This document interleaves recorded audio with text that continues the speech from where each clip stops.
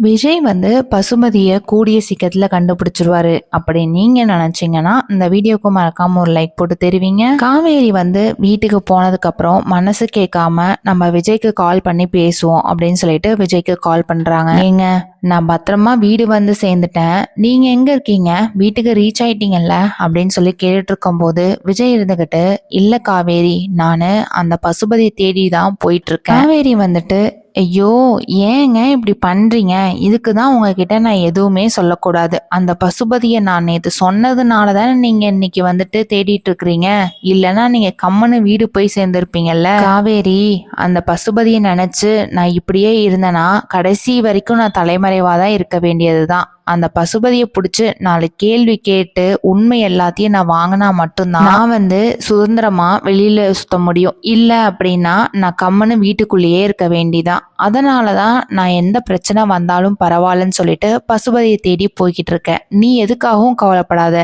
நான் பாத்துக்கிறேன். ஏங்க, நீங்க தனியா போறது எனக்கு என்னமோ பயமா இருக்கு. கம்மனு நீங்க குமரன் மாமாவையும் நிவினையும் கூப்பிட்டுக்கிட்டீங்க அப்படின்னா உங்களுக்கு யூஸ்ஃபுல்லா இருக்கும்ல, அவங்களும் 4 இடம் தேடுவாங்கல்ல, நானும் இங்க தைரியமா இருப்பேங்க. காவேரி, நீ கொஞ்ச நேரம் கம்முன்னு இரு. நம்மளாலதான் அவங்க கடை ஏற்கனவே அடிச்சு நொறுக்கிட்டான். திருப்பியும் அவங்களை நம்ம கூப்பிட்டோம் அப்படின்னா நம்மளால குமரனுக்கும் நிவின்கும் ஏதாவது ஒரு பிரச்சனை வந்துச்சுன்னா நம்மளுக்கு மனசு கேட்காதுல்ல. அதனால நானே பாத்துக்கிறேன் காவேரி, எனக்கு கொஞ்சம் வேலை இருக்கு, நான் இப்போதைக்கு போனை வச்சிடறேன், அப்புறம் கூப்பிடுறேன் அப்படின்னு சொல்லிட்டு காலை கட் பண்ணிடுறாங்க. காவேரி வீட்டுக்கு போனதுக்கு அப்புறம் சாரதா ஏண்டி காவேரி, நீ ஹாஸ்பிட்டல் வரைக்கும் போயிட்டு வந்தல்ல, டாக்டர் என்ன சொன்னாங்க, எல்லாம் நல்லா இருக்குன்னு சொன்னாங்களா? ஆமாம்மா, எந்த பிரச்சனையும் இல்லை, எனக்கு கொஞ்சம் டேப்லெட்ஸ் எல்லாம் கொடுத்துருக்காங்க, அதையெல்லாம் சாப்பிட சொல்லியிருக்காங்கம்மா, வேறெல்லாம் ஒன்றும் இல்லைம்மா அப்படின்னு சொன்னதுக்கு அப்புறம் கங்கா கிட்ட எப்படி ஓடி உனக்கு அம்மா சரியா போச்சே, இப்பதான் என் மனசு நிம்மதியா இருக்கு. அக்கா, மாமா எங்க போனாரு,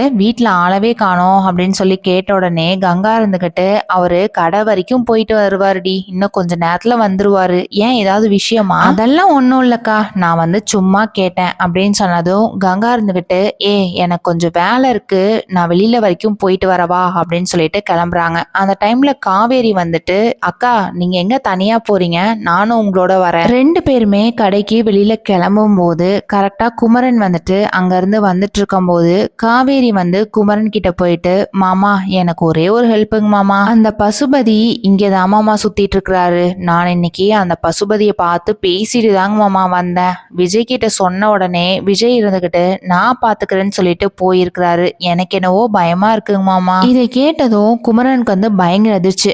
நாம பசுபதியை தேடிக்கிட்டு இருந்தோம், நம்ம கண்ணில் சிக்கவே இல்லை, ஆனா இங்கதான் சுத்திக்கிட்டு இருக்கானா, எப்படியாவது நான் தேடி கண்டுபிடிக்கிறேனா இல்லையான்னு பாரு அப்படின்னு நினைச்சிட்டு, கங்கா இந்த பேகை புடி, நீங்க 2 பேரும் வீட்டுக்கு போங்க, நான் இன்னும் கொஞ்ச நேரத்துல வீட்டுக்கு வந்துருவேன். கங்கா இருந்துகிட்டு, ஏங்க நீங்க திருப்பியும் அந்த பசுபதி கிட்ட போனீங்க அப்படின்னா உங்களை திருப்பி ஏதாவது ஒரு வேலையை பண்ணி விட்டுருவான், நீங்க கம்முன்னு வீட்டுக்கு வாங்க. இல்ல கங்கா, அவனை எல்லாம் சும்மாவே விடக்கூடாது, நம்ம கடையை அடிச்சு நொறுக்கிட்டான்ல, நான் ஒரு வழியை பாத்துக்கிறேன், கண்டிப்பா அவனை புடிச்சிட்டு போய் போலீஸ் ஸ்டேஷன்ல விட்டா மட்டும்தான் எனக்கு மனசாரும். அங்க இருந்து கங்காவும் காவேரியும் திருப்பி வீட்டுக்கே போயிடுறாங்க. சாரதா இருந்துகிட்டு கங்கா கிட்ட போயிட்டு, என்னடி ஒரு மாதிரியாவே இருக்கிற, என்னாச்சு, ஏதாவது பிரச்சனையா? அம்மா இல்லம்மா, அதுதான் அந்த பசுபதி இங்கதான் சுத்திட்டு இருக்கிறாங்கன்னு குமரன் மாமாக்கு நியூஸ் தெரிஞ்சிருச்சா, அதனால நான் தேடி கண்டுபிடிச்சு போலீஸ் ஸ்டேஷன்ல ஒப்படைக்காம விட மாட்டேன்னு சொல்லிட்டு கிளம்பிட்டாருமா, அதனால எனக்கு பயமா இருக்கு. சாரதா இருந்துகிட்டு,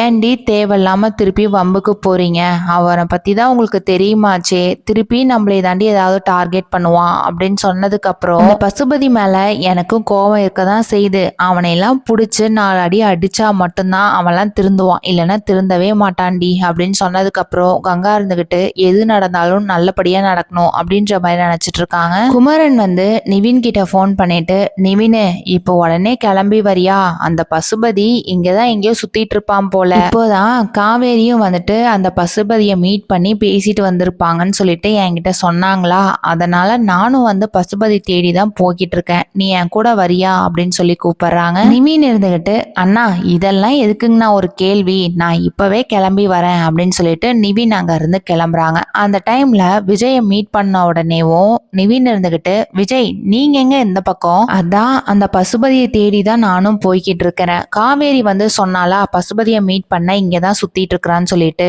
அதனால நான் அவனை பார்த்து எப்படியாவது 4 கேள்வி கேட்டு அவனை எல்லாம் கொண்டுட்டு போய் போலீஸ் ஸ்டேஷன்ல வச்சா மட்டும்தான் எனக்கு நிம்மதியா இருக்கும். ஏன் விஜய் நீங்க வேற, உங்களையவே வந்துட்டு அந்த போலீஸ் தானே தேடிட்டு இருக்குது, நீங்க போயிட்டு தலைமறைவா ஒரு இடத்துல இருக்க வேண்டியதானே, அதுதான் நானும் குமரன் அண்ணாவும் இருக்கிறோம்ல, நாங்க பார்த்துப்போம். இல்ல நிவின், நான்லாம் அவனுக்கு பயந்து உள்ள இருந்தேன் அப்படின்னா நான் கடைசி வரைக்கும் உள்ள இருக்க வேண்டியதான். அவனை தேடி போனா மட்டும்தான் உண்மை எல்லாமே வெளியில வரும் அப்படின்னு நினைச்சிட்டு நிவின், விஜய், குமரன் எல்லாருமே அங்க இருந்து பசுபதியை தேடி போயிட்டு இருக்காங்க. 3 பேருமே போயிட்டு இருக்கும் போது ஒரு இடத்துல பசுபதி நிக்கிறத பார்த்துட்டு விஜய் இருந்துகிட்டு, நிவின் நிவின் ஒரு நிமிஷம் காரை நிறுத்துங்க, இங்க பாருங்க பசுபதி இங்கதான் நின்றுட்டு இருக்காங்க அப்படின்னு சொல்லிட்டு 3 பேருமே அங்க இருந்து இறங்கி பசுபதியை தேடி போறாங்க. பசுபதி வந்து இவங்க வர்றத பார்த்துட்டு, ஐயையோ இவங்க 3 பேரும் சேர்ந்துட்டாங்களா, நம்மளை கம்முனே விட மாட்டாங்களே, அங்க இருந்து நம்ம எஸ்கேப் ஆயிடணுமே அப்படின்னு நினைச்சிட்டு அங்க இருந்து ஓடுறாங்க. பின்னாடியே இவங்க 3 பேரும் ஓடி போயிட்டு விஜய் வந்துட்டு பசுபதியை புடிச்சிடுறாங்க.